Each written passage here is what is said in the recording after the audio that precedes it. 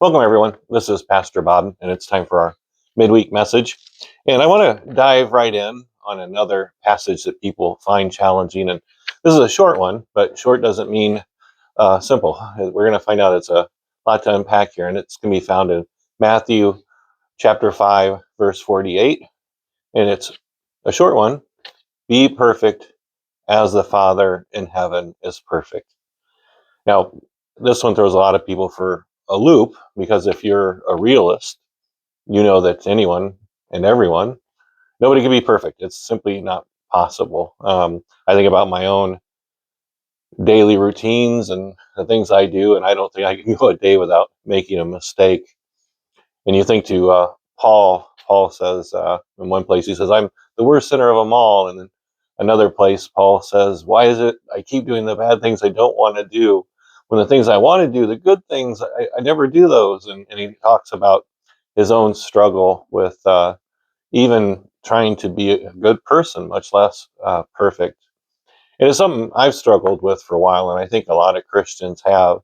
I remember when I was young and first started going to church, I thought church people were perfect, and I was the one that was all messed up that God needed to fix. And after I'd been going to church for a while and started to get to know church people, I found out the church people are not perfect and everybody has struggles. And matter of fact, it's the ones that pretend to be perfect the most that you often find out later they've got some big imperfections going on.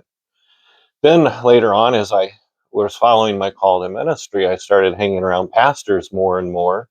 And I thought pastors were perfect, and that was something that I had to live into, and a lot of pressure there, a lot of self-reflection.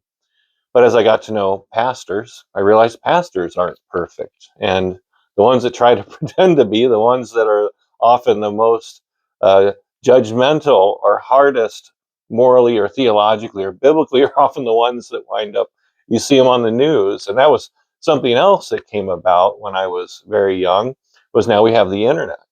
And then we weren't confined to whatever the local 20-minute news station threw up on the air.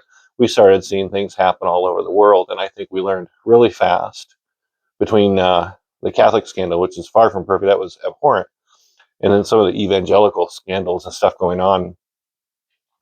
We realized that people just aren't perfect. And I know those are pretty extreme examples. But it leads us to wonder, okay, what on earth does this passage mean? Because we all get upset. We all lose our temper. We all get frustrated. We don't love as we should. That's a big problem there. We're often difficult and judgmental and bitter. And, we have all kinds of things we're wrestling with. And we probably have better days than others. But we're certainly not perfect. So what on earth can this passage mean? Because there's no way Jesus would give us a command to do something that simply is not possible. Well, the way many scholars interpret this passage is they take the key word, at least in English, we'll stick with English for now, says be perfect as the Father in heaven is perfect. So you have to ask, okay, how is the Father in heaven perfect? Well, we understand God to be perfect in love. And being perfect in love, I think, is something we can obtain. Matter of fact, John Wesley didn't coin this theological concept. It was actually came out of the Eastern Orthodox Church. But it was this idea, the Eastern Orthodox Church called it deification. John Wesley called it Christian perfection. And the thought behind it is that when we practice our faith, that means, going to church, feeding the poor, giving, being generous, being loving. As we practice those things, we can get better at them in the same way that we practice anything and get better at it. And we keep practicing those, and we are dedicated to following Jesus and putting his teachings into practice, not only in our thoughts, but in our deeds and in our heart. And over time, we increase in our loving capacity.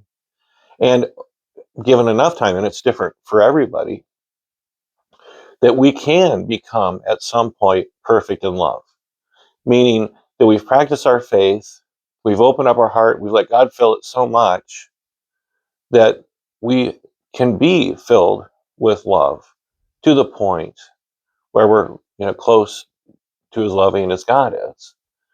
And it is possible. Now, matter of fact, one person had challenged John Wesley on this concept. He said, how is it we can be perfect in love? And John Wesley said that I've never seen a person who has obtained it, but nevertheless, we strive for it. And that is the goal of the Christian life, to be perfect as God is perfect. That's namely perfect in love. And it's hard. It's a challenge. But that should be, among other things, the end goal of the Christian life. That's why we practice our faith. Just like you go to the gym every day to stay fit, you go to church and read your Bible and practice loving people and feeding people and being generous, all of those things that increases our heart capacity. We practice all of those things in the same way we would practice baseball or go to the gym or practice being on a diet, whatever it is. And over time, with the help of the Holy Spirit, that's part of this process of sanctification. With the help of the Holy Spirit, we can be perfect as God is perfect. And that's namely perfect in love. We think that that is what God is wrestling with. Now, most people will say, well, let me back up. Some people will say that I can never be that loving. I can barely love those people around me. I have trouble in this divided world loving people who think differently than I do, or disagree with me on a social issue, or someone from a different political party or a different skin color. And, I think there is something to that. I think we are inherently tribal. I do think we fear things we don't understand. We naturally distrust people, especially as we get older and we've been burned a few times. But the goal of the Christian life and practicing our faith is to become more loving, and we can overcome those. Jesus gives us plenty of things to do, to be faithful in our relationships, to forgive people, even people who persecute us, to love people, to love God. I mean, these are all a pretty high bar. I wouldn't say any of them are easy, but we practice them. And that's the key word, is to practice them. We may not become perfect in this life, but we spend a lifetime trying. And just like people who love baseball or pickleball, that's a big one right now. They may never be a pickleball champion, but they keep practicing, they keep playing, and they reap a lot of benefits on the way. They're in better shape and they've got better blood flow and they look better and they feel better and they're around friends. And there's a lot of benefits that go along with it along the way, even though they may not necessarily obtain the end goal. They may not become a champion, but there's a whole lot of good that comes along the way. And that's the same way when we practice being perfect in love. It may not be easy and we may not obtain it, but there's a whole lot that comes along with that we benefit from on the way. For instance, stronger and healthier relationships, stronger and healthier workplaces and churches, stronger and healthier marriages, a better, stronger world. I mean, just imagine if we could somehow, and this is really the goal of the church, somehow convince every American to follow Jesus and practice being loving. Not obtain it, not to obtain perfection, but everybody. We're just going to all agree that we're going to practice loving each other. What would this world look like?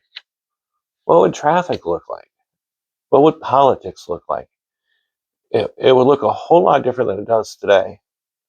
So while this passage is a lofty goal and certainly a challenge, many of Jesus's teachings are a challenge. If it were easy, we'd lose interest anyway. But they're meant to be applied. And what God is talking about here is an end goal. The goal of all Christians is to one day be perfect. All right, well, we're supposed to have some snow this weekend. Hopefully you guys are all buttoned up and warm, and be on the lookout in case we cancel. Check your email. Take a look at the Facebook page. I don't know how much we'll get, but they're predicting Snowpocalypse 2026. So make sure you're buttoned up and ready and got plenty of food in the fridge. And hopefully we won't get that much snow, and I'll see you Sunday. All right, take care.